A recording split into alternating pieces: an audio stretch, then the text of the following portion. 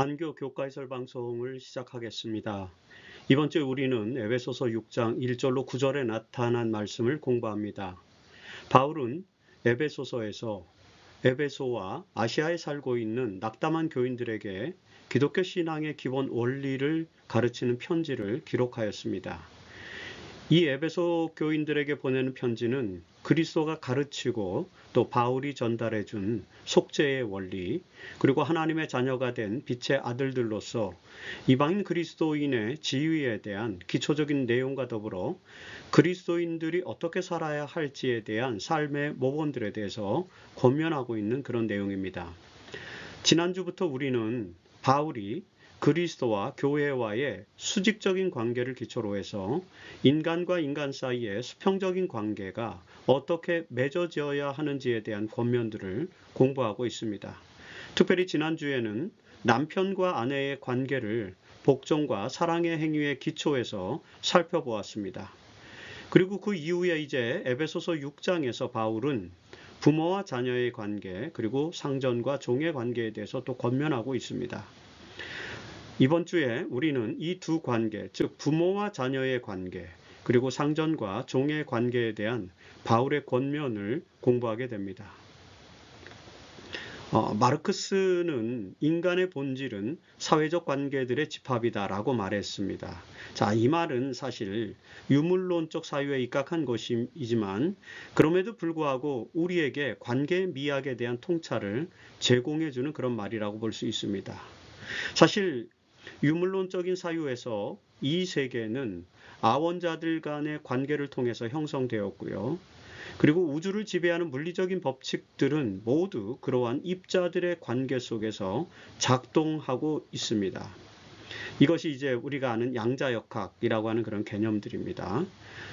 유물론자들은 이런 물질의 법칙을 사회의 법칙에 적용시켜서 인간 사회의 법칙도 물질적 관계의 법칙과 유사하다고 그렇게 생각을 합니다. 그러나 이들은 이런 관계의 법칙이 하나님의 본성에서 기인했다는 사실을 간과하고 있죠. 하나님은 삼위일체로서 관계적인 존재이고요. 그런 하나님의 형상에 따라서 창조된 인간은 남자와 여자라는 그런 관계적인 존재로 창조되었다. 이렇게 칼발트라고 하는 신학자는 설명하기도 합니다. 소위 만남의 신학으로 알려진 이 신정통주의 신학자들은 이런 관계적 존재로서의 신과 인간, 그리고 인간과 인간의 관계에 주목하죠. 자, 남자와 여자로 하는 관계로부터 시작된 이 인간 사회는 이제 가족, 지역사회, 국가, 세계, 우주로 이렇게 확대되는데 그 모든 사회적 개념들은 바로 이 관계적 존재로부터 시작되는 것입니다. 따라서 인간 사회의 법칙은 유물론적 시각을 넘어서 하나님의 창조의 관점에서 이해할 필요가 있다는 것입니다. 이번 주에 우리가 살펴보게 될 부모와 자녀의 관계, 그리고 상전과 종의 관계 역시 하나님의 형상과 창조의 관점에서 이해할 때 더 완전하게 깨달을 수 있게 되겠죠. 이번 주에 우리는 이런 관계의 미학을 바울의 가르침을 통해서 또 살펴보게 될 것입니다. 에베소서 5장 21절로 33절에서 남편과 아내의 관계를 그리스도와 교회의 관계를 토대로 해서 복종과 사랑의 원리로 설명하였던 것을 지난주에 우리가 공부했지 않습니까? 바울은 이제 에베소서 6장 1절로 4절에서 부모와 자녀의 관계에 대한 권면을 주고 있습니다.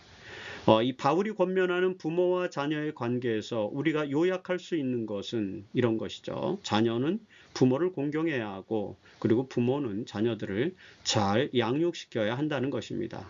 이 바울의 권면의 기초에서 먼저 자녀들을 위한 권면이 구체적으로 어떤 내용인지 한번 살펴보겠습니다. 자, 먼저 바울은 자녀들이 부모에게 순종하는 것이 옳은 일이다라는 것을 강조하죠. 에베소서 6장 1절에서 바울은 자녀들아 주 안에서 너희 부모에게 순종하라. 이것이 옳으니라고 권면합니다. 이 권면에서 우리가 주목해야 할 것은 바로 주 안에서라는 이 표현입니다. 자, 이 표현은 남편과 아내의 관계에서도 강조되었던 것, 그것을 우리는 지난주에 이미 살펴보았습니다. 다시 한번 보면 이제 에베소서 5장 22절에서 아내들이요 자기 남편에게 복종하기를 주께 하듯하라는 권면이죠. 바울은 골로새서 3장 18절에서도 아내들아 남편에게 복종하라 이는 주 안에서 마땅하니라고 이렇게 권면하여 복종이라는 행위가 주 안에서라는 개념과 연결되어 있음을 지난주에 우리는 살펴보았습니다. 그런데 여러분 그 같은 골로새서 3장 20절에서 바울은 또한 자녀들아 모든 일에 부모에게 순종하라. 이는 주 안에서 기쁘게 하는 것이니라고 또 이렇게 권면하고 있죠. 이런 권면들을 볼 때 바울이 강조하는 순종의 원리는 바로 주 안에서라는 것을 우리는 포착할 수 있습니다. 이 표현에서 우리는 부모가 주의 뜻에 어긋나는 행위나 명령을 할 때 자녀들은 그 잘못된 명령을 따르지 않아도 그것이 순종하라는 명령을 어기는 것이 아님을 또 이해할 수 있게 해주는 것입니다. 특별히 여기서 순종하라는 이 권면은 어떤 뜻일까요? 사실 이 순종하라는 권면은 부모의 뜻을 잘 경청하라는 그런 의미를 갖고 있는 그런 표현입니다. 에베소서 6장 1절에서 바울은 너희 부모에게 순종하라고 표현하면서 2절에서 내 아버지와 어머니를 공경하라고 또 이렇게 표현하죠. 자, 여기서 순종하라는 이 단어는 잘 듣고 경청하여 따르라는 그런 뜻이고요. 그리고 공경하라는 이 단어는 영예를 돌리라는 그런 뜻입니다. 구약으로부터 신약에 이르기까지 성경의 가르침에서 자녀들은 부모의 가르침을 잘 따르고 부모에게 영예를 돌려야 한다라는 그런 가르침으로 나타납니다. 이것이 바로 부모에게 순종하는 방식이죠. 사실 동양에서는 이런 방식을 효로 표현합니다. 자, 그리고 그런 자녀의 도리를 효도라고 또 가르치죠. 에베소서에서 바울이 사용한 이 단어, 즉 순종하라 또는 공경하라라는 이 단어는 동양의 효사상에 대한 그런 성경적 버전이라고 우리는 이해해 볼 수 있습니다. 이처럼 바울은 에베소서에서 자녀들에게 부모를 공경하는 효사상을 가르치고 있는 것입니다.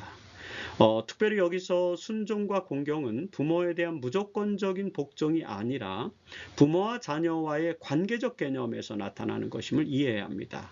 그것에 대한 내용은 부모를 위한 권면인 월요일 소지에서 좀 더 다루도록 할 것입니다. 그리고 자녀들을 위한 권면에서 우리가 한 가지 더 주목해야 할 것은 바울이 이 권면을 십계명을 통해서 설명하고 있다는 사실이죠. 에베소서 6장 2절로 3절에서 바울은 내 아버지와 어머니를 공경하라. 이것은 약속이 있는 첫 계명이니 이로써 내가 잘되고 땅에서 장수하리라 라고 이렇게 표현하고 있습니다. 여기서 내 아버지와 어머니를 공경하라 라는 이 표현은 십계명 즉 출애굽기 20장 12절의 내용인데 그 내용을 70인역 번역에서 그대로 가져온 것입니다. 그리고 아울러서 3절에 나타난 내가 잘되고 땅에서 장수하리라는 표현 역시 십계명의 표현을 가져온 것이죠. 사실 출애굽기 20장 12절에 보면은 내 부모를 공경하라 그리하면 내 하나님 여호와가 내게 준 땅에서 내 생명이 길리라 라고 이렇게 기록되어 있죠. 영어로 그렇게 기록되어 있고 그렇게 번역이 되어 있습니다. 우리말로. 자, 이 기록의 내용과 여러분 출애굽기 20장 12절의 이 구약 성경의 번역본 내용과 에베소서 6장 2절로 3절의 내용을 비교해 보면요. 완전히 일치하지는 않습니다. 그 이유는 바울은 지금 이 구절을 히브리 성경에서 직접 인용한 것이 아니라 70인역 헬라어로 번역된 70인역에서 인용하고 있기 때문입니다. 구약의 히브리 성경을 헬라어로 번역한 이 70인역에 보면은요, 이 출애굽기 20장 12절에 이렇게 표현되어 있습니다. 내 아버지와 어머니를 공경하라. 그리하면 내가 잘되고 내 하나님 여호와께서 내게 주신 복된 땅에서 내가 오래 살리라. 이렇게 번역되어 있습니다. 자, 이 그리스어로 표기된 이 70인역 표현이 바로 에베소서와 동일한 내용인 것이죠. 그래서 바울은 이 내용을 70인역에서 인용하면서 이것이 바로 약속이 있는 첫 번째 계명이라고 설명하죠. 실제로 여러분 십계명 중에서 지키는 자에게 주실 축복을 약속한 유일한 계명, 첫 번째 계명이자 유일한 계명이 바로 이 다섯 번째 계명임을 우리는 알고 있지 않습니까? 이처럼 바울은 자녀들이 부모에게 순종하고 공경해야 한다는 이 관계적 권면을 하면서 십계명을 인용하고 있음을 우리는 또 기억해야 합니다. 이것은 십계명이 변할 수 없는 그런 영원한 도덕적 규율, 도덕률이라는 사실을 또 우리에게 깨닫게 해주는 그런 것이기도 하죠. 우리는 자녀들에 대한 바울의 권면에서 이 동양의 효 사상과 그리고 십계명의 도덕률 이런 것들을 잘 기억해야 할 것입니다. 에베소서 6장 1절로 3절은 자녀들과 더불어서 또한 부모를 위한 권면도 함께 제시되어 있습니다. 자, 그 내용은 에베소서 6장 4절에서 한 문장으로 묘사되어 있죠. 또 아비들아 너희 자녀를 노엽게 하지 말고 오직 주의 교훈과 훈계로 양육하라는 것입니다. 이 말씀에 담긴 성경적 교훈은 무엇일까요? 자, 월요일 소지에서는 그 교훈을 다루고 있습니다. 이 권면에는 두 가지 요소가 담겨 있는 것을 우리는 보게 됩니다. 첫째는 부모들은 자녀를 노엽게 하지 말아야 한다는 것입니다. 에베소서 6장 4절에서 바울은 또 아비들아 너희 자녀를 노엽게 하지 말고 라고 이렇게 권면하고 있는데 사실 이런 권면은 1세기 당시에는 좀 낯선 것이었다고 볼 수 있습니다. 왜냐하면 고대 사회에서 부모들이 자녀들을 교육시키는 것에 대한 권면은 사실 주로 훈계와 징계를 중심으로 이루어져 있습니다. 여러분 이런 내용들은 구약의 지혜서에서도 자주 등장하죠. 예를 들어서 잠언 13장 24절에는요. 매를 아끼는 자는 그의 자식을 미워함이라 자식을 사랑하는 자는 근실이 징계하느니라고 이렇게 표현하고 있죠. 잠언 22장 15절에서는 아이의 마음에는 미련한 것이 얽혔으나 징계하는 채찍이 이를 멀리 쫓아내리라고 기록했고요. 잠언 23장 13절은 아이를 훈계하지 아니치 말라 채찍으로 그를 때릴지라도 죽지 아니하리라. 이렇게 좀 센 권면도 있습니다.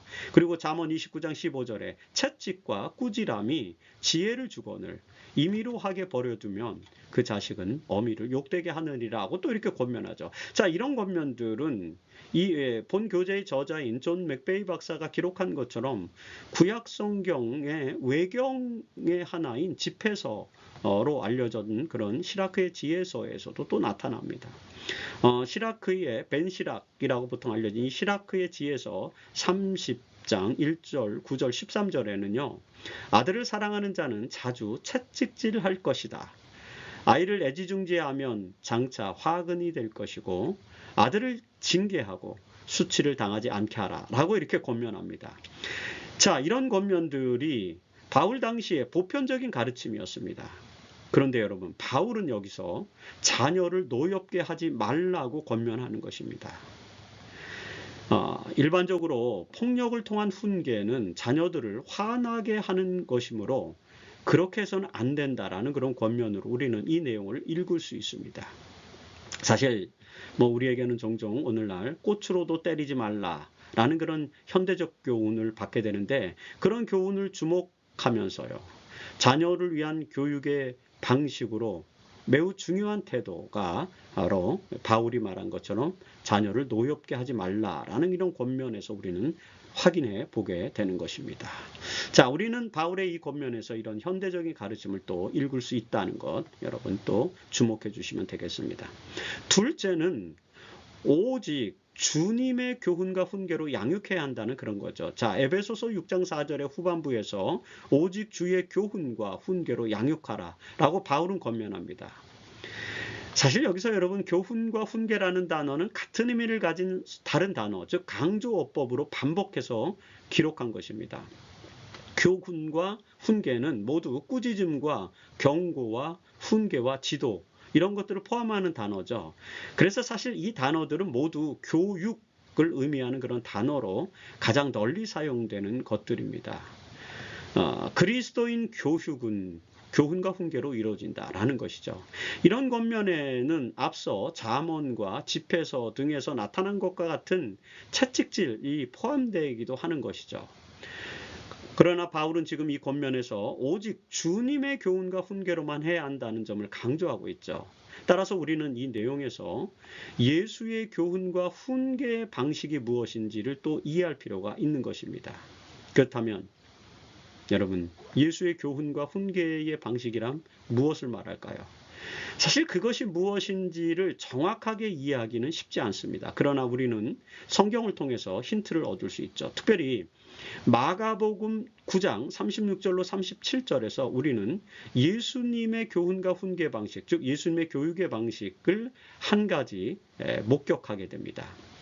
자, 이 마가복음 9장에는 9장 36절로 37절에서 예수님은 어린아이 하나를 데려다가 그들 가운데 세우시고 안으시며 제자들에게 이르시되 누구든지 내 이름으로 이런 어린아이 하나를 영접하면 곧 나를 영접함이요 라고 그렇게 기록하고 있습니다. 자, 이 내용에서 우리가 주목해야 할 것은 안으시며라는 그런 단어입니다. 마태와 누가는 이 표현을 생략했어요. 그냥 그들 가운데 세우시고 이렇게 말했다 라고 이렇게 기록하고 있습니다. 그러나 마가는 마가복음에서 예수께서 그 아이를 세우시고 가운데 세우시고 제자들 가운데 세우시고 특별히 그를 안으셨다라고 기록하고 있는 것입니다. 이것은 마가만이 기록한 독특한 그런 표현입니다. 자, 이 행위에서 우리는 아이를 향한 예수님의 태도를 볼 수 있습니다. 여러분, 이 장면에서 우리는 예수께서 가르치시는 자녀 교훈과 훈계 방식, 그것이 이렇게 안으시고 다듬어 주시고 보듬어 주시는 그런 사랑에 기초한 것임을 우리는 깨닫게 되는 것이죠. 그래서 바울이 말한 주님의 교훈과 훈계는 바로 이런 것, 즉 사랑에 기초한 교육, 이라는 것을 기억하면서 부모들은 자녀를 사랑으로 가르쳐야 한다는 것을 우리가 이 화요일 소재에서 기억해야 합니다. 월요일 소재에서 기억해야 합니다. 자, 바울이 살던 고대 로마 사회의 중심은 가족을 중심으로 하고 있었기 때문에 바울은 지금 이 가족에 대한 권면을 강조하고 있는 것입니다. 특별히 로마의 가정에서 가족 제도에서 가장은 가정에 대한 지배권을 가졌고요. 그것은 단지 가족을 지배하는 개념만이 아니라 목숨을 걸고 그 가족을 지키는 역할을 포함하는 그런 개념이었던 것입니다. 이런 패밀리죠. 패밀리를 라틴어로 파밀리에라고 하는데 이런 파밀리의 정신에 기초한 부모의 역할을 고려할 때 자녀에 대한 교훈과 훈계는 반드시 사랑을 기반으로 하는 것임을 기억하면서 이 바울의 권면을 우리는 잘 이해할 필요가 있다는 것입니다. 예수 그리스도와 교회의 수직적 관계의 유비를 통해서 바울이 가르치는 수평적인 관계에서 남편과 아내 그리고 자녀와 부모에 이어서 세 번째로 우리에게 소개해주고 있는 관계는 종과 주인의 관계이죠. 이 내용은 에베소서 6장 5절로 9절에 기록되어 있습니다. 자, 이 내용을 본격적으로 공부하기 전에 먼저 바울 시대의 종과 주인의 관계에 대해서 좀 살펴보는 필요가 있는데 바로 이것이 화요일 소지의 내용이죠. 자, 고대 로마 사회에는 노예제도가 있었기 때문에 노예와 주인과의 관계에 대한 이 바울의 권면은 그 시대의 사회적 신분제도의 기초에서 이해할 필요가 있습니다. 자, 먼저 고대 로마 사회의 신분제도를 살펴보면요, 그 제도는 크게 4개의 계층으로 구성되어 있었습니다. 특별히 바울 당시, 즉 로마의 제정기의 이 신분에는 원로원 계층, 그리고 에퀴테스 계층, 평민 계층, 노예 계층으로 이렇게 나눠져 있었습니다. 자, 제1계급인 원로원 계층은 귀족으로서 고위 정무관 또는 원로원, 속주총독, 군단의 지휘관 등으로 구성된, 즉 정치의 중심 그런 그룹들이었음을 우리 알게 됐죠. 그리고 제2계급인 에퀴테스 계층은 경제적 중심 계층이면서 법관이라든지 군 장교, 속주총독, 황제 재정 자문 등을 맡았던 이제 고대 로마의 어떤 면에서는 핵심 지도자 계층이었다라고 볼 수 있습니다. 제3계급인 평민계층은 이제 자영농, 그리고 상인, 무산자 등 다양한 그룹으로 구성된 로마의 일반 시민들이었고요. 이들은 신분 상승을, 즉 에퀴테스로서의 신분을 상승하기 위해서 노력했던 그런 계층이었음을 알게 됩니다. 그리고 바로 제4계급으로 노예계층이 있었는데 이들은 로마 인구의 약 25% 이상으로 이렇게 추산되는 그런 그룹들이었습니다. 바울 시대의 노예계층은 근대의 노예, 18세기, 19세기 유럽 사회의 노예와는 사실 다른 특징을 가졌음을 이해해야 합니다. 물론 이제 고대 로마 사회에서 노예도 이제 전쟁 포로 등으로 노예 신분이 된 경우가 많았고요.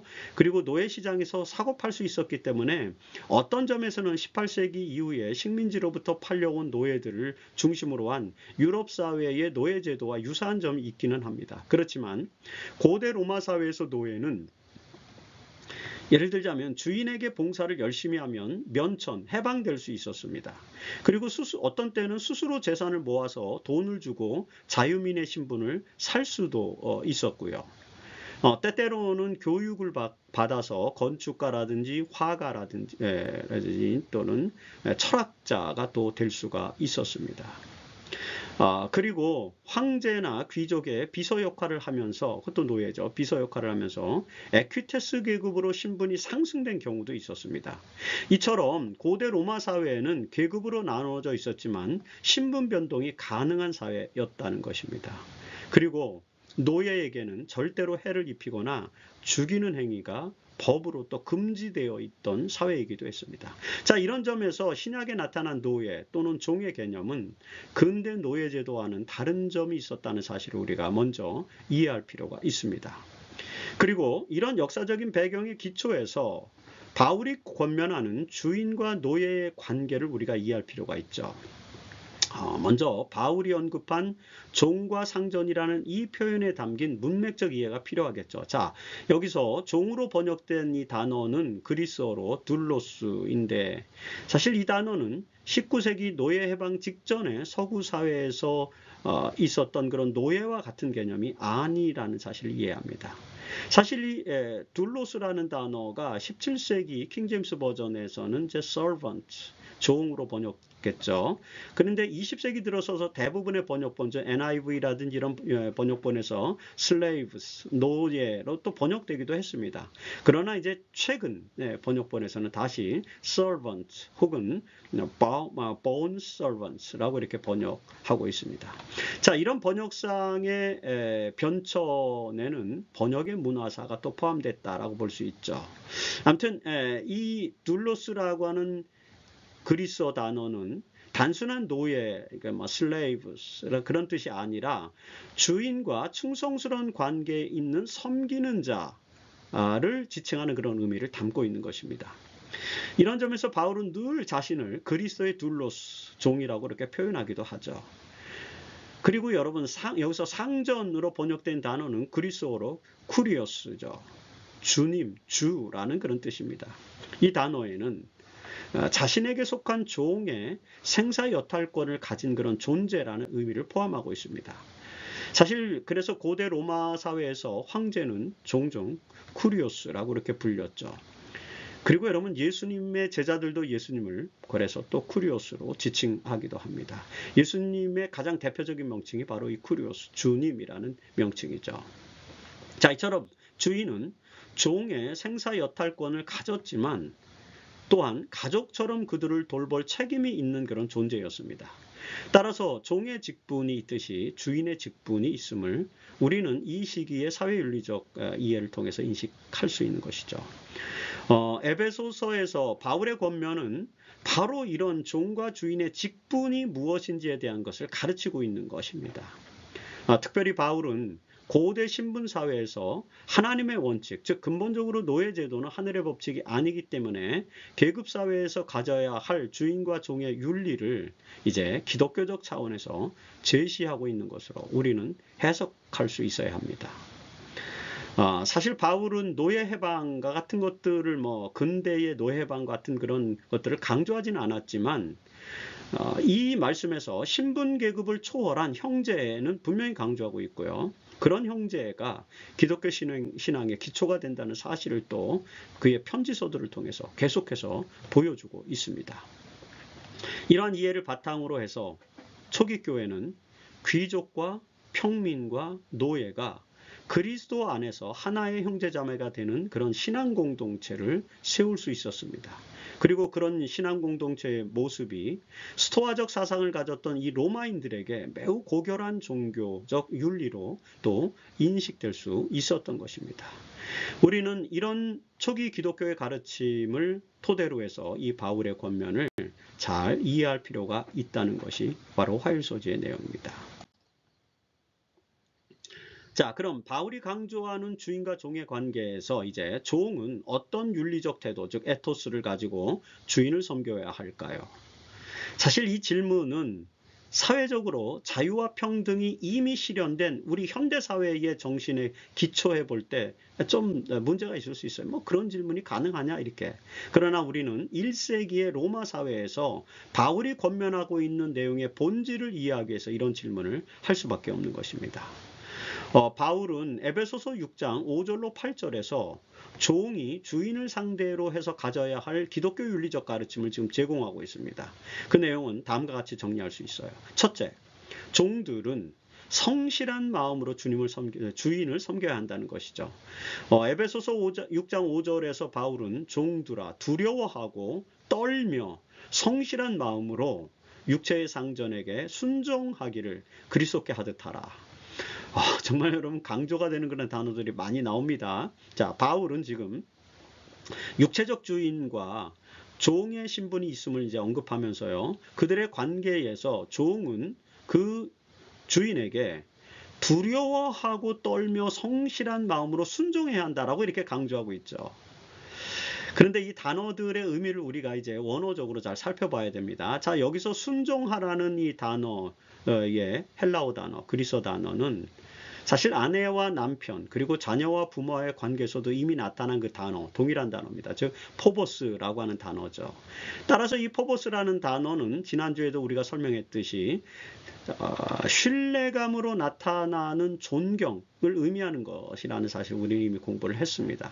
그것이 무슨 강요된 복종이니 이런 개념이 아니라 서로 간의 신뢰감으로 나타나는 존경을 의미하는 것이라는 사실이죠. 자, 그래서 종이 주인에게 순종한다라는 그런 것은 그 종이 그 주인을 신뢰하고 존경한다는 그런 의미죠. 따라서 여러분 주인에게 이런 신뢰심과 존중의 요소가 나타나지 않는다면 사실 순종의 관계는 형성되지 않을 것이라는 것을 우리가 또 주목할 수 있죠. 자, 바울의 이 표현에서 우리가 주목해야 할 것은 사실은 그 순종이라는 단어보다는 그 앞에 나오는 두렵고 떨리며 성실함으로라는 이 표현입니다. 여기서 두려워하고라는 이 단어는요, 포보스예요. 그러니까 순종이라는 단어와 똑같은 단어입니다. 그러니까 순종하는 마음으로 이런 뜻이에요. 그 다음에 떨림은 트로모스인데 사실은 이 트로모스는 포보스와 또 유사한 단어입니다. 어떤 면에서는 동의 반복 개념이죠. 이 단어의 본래의 의미는 이제 신앙인이 가지는 경건한 신실한 경외심을 이렇게 말하는 것입니다. 따라서 여기서 바울이 지금 종이 주인에게 가져야 될 그런 태도는 경건하고 신실한 경외심이라고 하는 것입니다. 두려워하고 떨림으로 떨림과 성실함으로 이런 표현은 사실 원어적으로 보면 경건하고 신실한 경외심으로 주인을 공경하고 따르라 라는 그런 의미라는 것입니다. 바울은 빌립보 2장 12절에서도 항상 복종하고 두렵고 떨림으로 너희 구원을 이루라고 표현함으로써 이 에베소서와 동일한 그런 단어들, 용어들을 사용하고 있는 것을 우리는 보게 됩니다. 이처럼 바울이 종에게 요구하는 윤리적 자세는 바로 이것, 즉 경건하고 두렵고 떨림으로 이런 표현은 이제 경건하고 신실한 경외심으로 주인을 존경하고 따르라는 것으로 우리가 해석할 수 있는 것입니다. 그리고 둘째, 바울은 종의 종이 가져야 될 주인에 대한 태도를 신자들이 가지는 그리스도에 대한 태도와 동일시하고 있다는 것입니다. 자, 에베소서 6장 5절에서 상전에게 순종하기를 그리스도께 하듯 하라고 이렇게 권면하죠.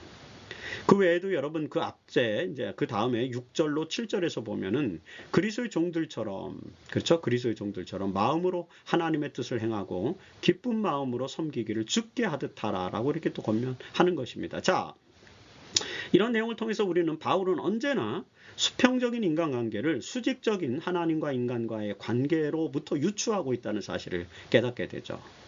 우리는 우리의 모든 인간관계가 그리스도와 교회와의 수직적인 관계의 연장선상에서 이루어져야 한다는 것을 바울의 권면을 통해서 이제 확인하게 되는 것입니다. 예를 들자면 아내와 남편이 그렇고요. 그리고 자녀와 부모의 관계가 그렇듯이 이제는 종과 주인의 관계 역시 그리스도와의 관계처럼 그렇게 맺어야 한다라고 하는 것입니다.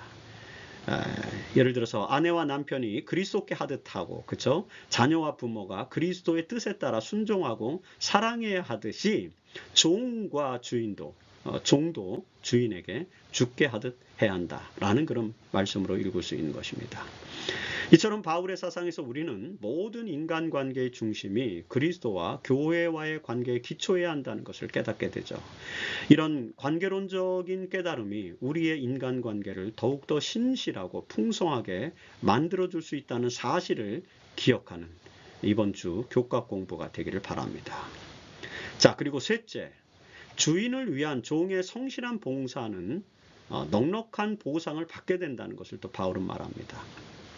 에베소서 6장 8절에서 바울은 이는 각 사람이 무슨 선을 행하든지 종이나 자유인이나 주께로부터 그대로 받을 줄을 알미라고 이렇게 권면하죠.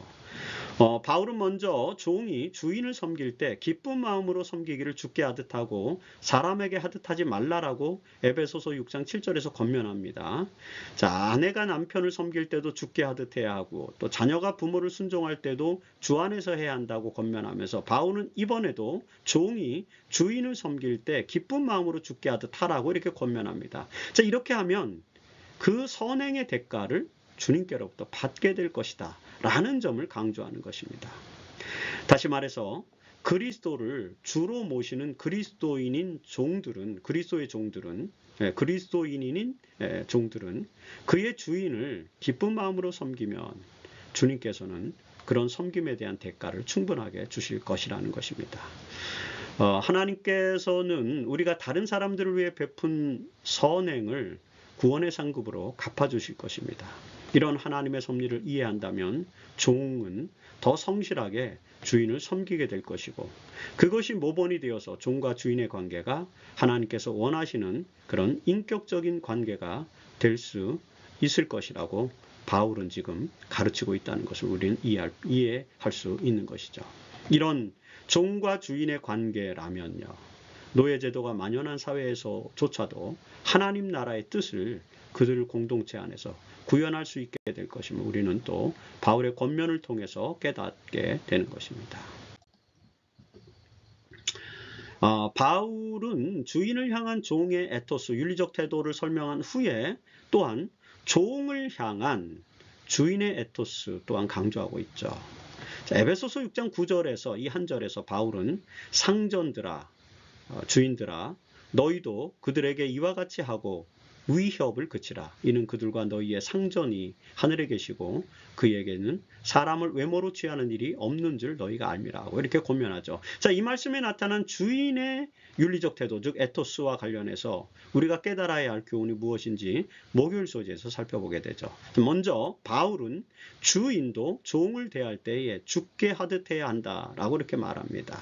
종과 주인의 관계가 동일하다는 거죠.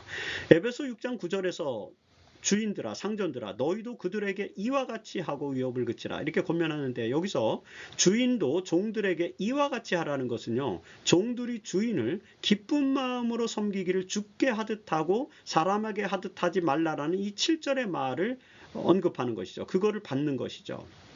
그래서 이 종의 윤리적 태도, 종의 에토스에 이어 바울은 종에 대한 에토스를 이제 설명하는데 주인은 종들을 대할 때 주께 하듯 하고 또 선을 행해야 한다라고 하는 것을 반복하는 것입니다.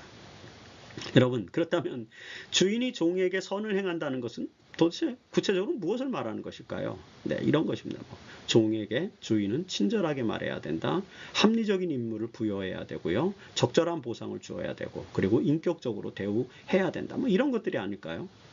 자, 그런데 여러분, 여기서 바울은 한 가지 매우 중요한 언급을 하고 있습니다. 그것이 뭡니까? 바로 위협을 그치라 라는 이런 표현이죠. 다시 말해서 주인이 종에게 주님께 하듯 해야 하는 이 선한 행위 중에서 가장 중요한 것 중에 하나는 바로 종을 위협하지 말라는 것입니다. 여기서 사용된 위협이라는 이 단어, 그리스어는 아페일레라고 하는 단어인데요. 이 단어는 험악한 태도를 말하는 것입니다. 다시 말해서 주인은 종을 대할 때 험악한 태도를 피하라. 험악한 태도로 다뤄서는 안 된다라는 그런 말씀인 것입니다. 사실 1세기 당시 로마 사회에서 주인은 종종 종들에게 채찍질도 하고 그리고 이제 험악하게 다루었던 것이 사실이죠. 바울은 지금 이런 비인격적인 행위를 하지 않는 것이 선을 행하는 것이라고 권면하는 것입니다. 그리고 이런 권면은 21세기를 사는 우리에게도 아랫사람에게 어떻게 대해야 되는지, 즉 아랫사람에게 비인격적인 태도를 보여서는 안 된다라는 그런 교훈을 또 깨닫게 해준다고 볼 수 있습니다.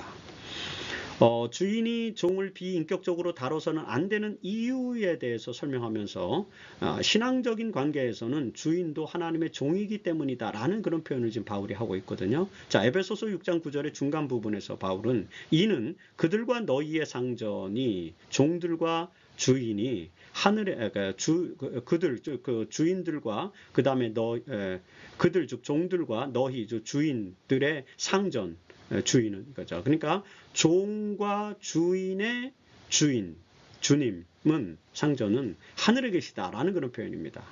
자, 주인이 종을 험악하게 다뤄서는 안 되는 이유가 무엇이라고요? 네, 그것은 주인도 결국에는 하나님의 종의 신분이기 때문이라는 그런 것이죠. 그래서 안교교제의 저자는 목요일 소지의 소제목을요, 종이 된 주인이라고 이렇게 붙인 것입니다. 사실 하늘에 계신 하나님 안에서는 종이나 자유인이나 다 하나이고 다 하나님의 종들이라는 것이 이제 바울의 가르침인 것입니다. 자, 에베소서 6장 8절에 보면 종이나 자유인이나 주께로부터 그대로 받을 줄을 알미라고 권면하는데 이 바울의 사상에서는 종이나 자유인이나 다 그리스도 안에서 하나라는 사상이 굉장히 많이 등장하죠. 에베소서 6장 8절의 말씀과 같은 내용들이 많이 있습니다. 예를 들어서 갈라디아 3장 28절에서 너희는 유대인이나 헬라인이나 종이나 자유인이나 남자나 여자나 다 그리스도 예수 안에서 하나입니다 라고 하고 있죠. 고린도전서 12장 13절에서도 종이나 자유인이나 다 한 성령으로 침례를 받아 한 몸이 되었고 라고 또 권면합니다. 골로새서 3장 11절에서도 종이나 자유인이 차별이 있을 수 없나니 오직 그리스도는 만유시요 만유 안에 계시니라고 권면합니다. 이처럼 바울은 종과 자유인을 하나님 안에서 하나로 보는 매우 진보적인 사상을 가르쳤습니다. 이런 이유로 주인도 하나님의 종이기 때문에 결국에는 종을 비인격적으로 다뤄서는 안 된다라고 지금 권면한 것입니다. 그리고 주인이 종을 비인격적으로 다루어서는 안 되고 주께 하듯 인격적으로 다뤄야 하는 또 다른 이유를 설명하면서 바울은 하나님께서는 외양이 아닌 본질을 보시기 때문이다 라고 이렇게 또 설명합니다. 에베소서 6장 9절의 뒷부분에서 바울은 너희의 상전이 너희의 주인이 하늘에 계시고 그에게는 사람을 외모로 취하는 일이 없는 줄 너희가 알미라고 이렇게 권면하죠. 여러분, 로마 시대에도 겉으로 드러나는 신분에 따라서 사람을 대했던 것이 분명합니다. 자, 이런 사회적 속성은 지금도 여전하죠. 많은 사람들은 겉으로 드러나는 신분과 외양으로 사람을 평가합니다. 그러나 하나님은 사람을 외모로 취하지 않는다는 것이죠. 요한복음 7장 24절에 보면요, 외모로 판단하지 말고 공의롭게 판단하라 그렇게 권면합니다. 베드로전서 1장 17절에 보면 외모로 보시지 않고 각 사람의 행위대로 심판하시는 이를 너희가 아버지라 부른즉 이런 표현이 있고요. 로마서 2장 11절에는 이는 하나님께서 외모로 사람을 취하지 아니하심이라. 사도행전 10장 34절에서도 하나님은 사람을 외모로 보지 아니하시고 이런 말씀들이 많아요. 이런 말씀들에서 우리는 하나님께서 사람을 판단하실 때 외모가 아닌 내면의 가치를 보신다는 사실을 분명하게 깨닫게 됩니다. 이런 성서적 교훈을 바탕으로 바울은 하나님의 원칙대로 우리가 사람을 외모로 평가하지 않기를 간절하게 호소하고 있는 것입니다. 특별히 주인은 종을 외적인 종의 신분으로만 보지 말고 하나님의 한 백성이라는 그런 관점에서 바라보는 신앙적인 에토스, 신앙적인 윤리적 태도를 가지라고 그렇게 호소하는 것입니다. 여러분, 이런 기독교의 윤리로 인해서 1세기 로마 사회에서 그리스도인들은 주인과 종이 한 곳에서 예배하고 함께 성찬을 나누는 모습을 보여주었습니다. 그리고 그런 모습에서 로마인들은 매우 높은 종교 윤리적인 면을 보게 되었고요. 그런 경험을 통해서 많은 귀족들도 기독교 신앙을 받아들이게 된 것입니다. 우리는 바울의 권면을 통해서 이런 놀라운 기독교 윤리의 덕목들을 잘 이해해야 할 필요가 있습니다. 이번 주에 우리는 자녀와 부모와의 관계, 그리고 종과 주인과의 관계에 대한 기독교적 윤리에 대해서 바울의 권면을 공부하게 하였습니다. 특별히 에베소서의 후반부에서 바울은 그리스도와 교회와의 수직적인 관계에 기초해서 아내와 남편, 자녀와 부모, 종과 주인과의 수평적인 관계에 대한 윤리적인 가르침을 담은 교훈들을 지금 계속해서 제공해주고 있죠. 특별히 이런 수평적 관계는 수직적 관계의 원칙의 기초에 있음을 또 보여줍니다. 그래서 어떤 관계에서의 행위든지 반드시 그리스도께 하듯 하는 것, 이것이 최선의 선이라는 사실을 바울은 계속 강조하고 있죠. 이런 관계의 기초에서 자녀는 부모를 주 안에서 순종하고 부모는 자녀를 사랑으로 양육해야 한다고 교훈하고 있습니다. 그리고 종들은 주인을 죽게 하듯 섬기고 주인은 종들을 선으로 대하고 험악하게 다뤄서는 안 된다고 바울은 또 권면했죠. 하나님 안에서는 종이나 주인이나 다 하나이기 때문에 이렇게 해야 된다는 것입니다. 이런 기독교의 윤리가 로마 사회에서 매우 고귀한 윤리적 가치로 인정을 받았음을 기억하면서 21세기를 사는 우리도 이런 고상한 기독교 윤리에 따라서 수평적 관계에서 서원 의지를 따르는 그리스도인이 되어야 할 것이라는 사실을 결심하는 것이 바로 이번 주 교과의 핵심입니다. 자, 이제 이번 주 교과를 마무리하면서 노예제도에 대한 엘렌 화이트의 가르침 중 한 구절 한번 보겠습니다. 사도행적 459페이지부터 460페이지에 있는 말씀을 제가 읽겠습니다. 그러나 사도는 바로 노예제도의 기초를 공격하는 원칙들, 만일 시행된다면 제도 전체를 분명히 무너뜨릴 원칙들을 가르쳤다. 고린도 후서 3장 17절에서 주의 영이 계신 곳에는 자유함이 있느니라고 사도는 선언하였다. 회개할 때 노예는 그리스도의 몸의 한 지체가 되므로 그와 같은 사람은 형제로서 하나님의 축복과 복음의 특권에 있어서 그의 주인과 유업을 함께 누리는 이로써 사랑과 대접을 받아야 하였다. 엘렌 화이트는 19세기 미국 사회에서 존재했던 노예제도의 기초를 공격하는 원칙들이 바로 사도 바울에 의해서 가르쳐졌다고 지금 강조하고 있습니다. 이 글이 기록되었을 때 물론 미국에서 노예제도는 이미 폐지되었지만 여전히 사람들의 의식 속에는 노예제도에 대한 잔영이 남아 있었습니다. 화이트 부인은 노예도 그리스도의 교회, 즉 교회의 한 지체이므로 사랑과 대접을 받아야 한다는 이 바울의 가르침을 강조하고 있습니다. 이런 원칙의 기초에서 우리는 모든 계층의 사람이 하나님 안에서 한 몸이고 하나님 나라를 구성하는 각 지체가 된다는 사실을 기억하면서 서로 존중하고 사랑하는 관계를 가져야 한다는 이 신앙적 가르침에 주목해야 할 것입니다. 이번 한 주 동안 우리의 모든 수평적 관계가 그리스도 안에서 사랑과 유대의 관계로 맺어지도록 노력하는 저와 여러분이 되시기를 바라면서 이번 주 교과 해설 방송을 마치겠습니다.